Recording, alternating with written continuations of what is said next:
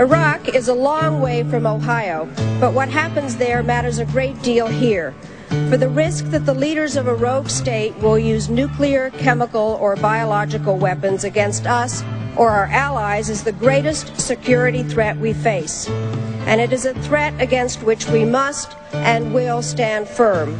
Or we take some ambiguous third route, which gives him yet more opportunities to develop this program of weapons of mass destruction and continue to press for the release of the sanctions and continue to ignore the solemn commitments that he made.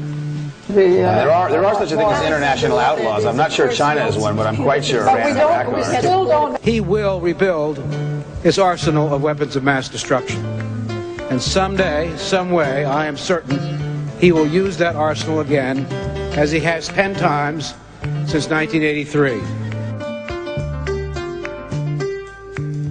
Saddam Hussein certainly has chemical and biological weapons. There's no question about that. There is unmistakable evidence that Saddam Hussein is working aggressively to develop nuclear weapons and will likely have nuclear weapons within the next 5 years. We also should remember we have always underestimated the progress that Saddam Hussein has been able to make in the development of weapons of mass destruction.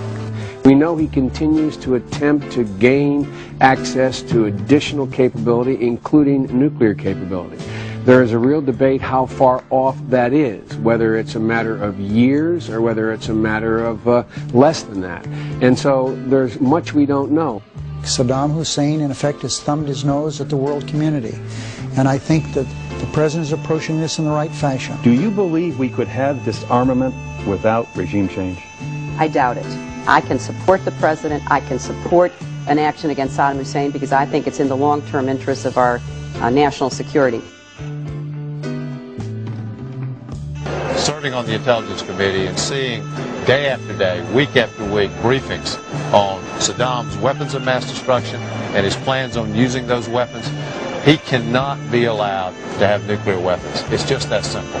Bill, I support the President's efforts to disarm Saddam Hussein. I think he was right on in his speech tonight. The lessons we learned following September the 11th were that we can't wait to be attacked again, particularly when it involves weapons of mass destruction. So, regrettably, Saddam has not done the right thing, which is to disarm, and we're left with no alternative but to take action. When I made the decision to remove Saddam Hussein from power, Congress approved it with strong bipartisan support. And quite frankly, I am not expecting the troops, regardless of whether Obama wins, that they'll be home in 16 months. And that is just pure political talk.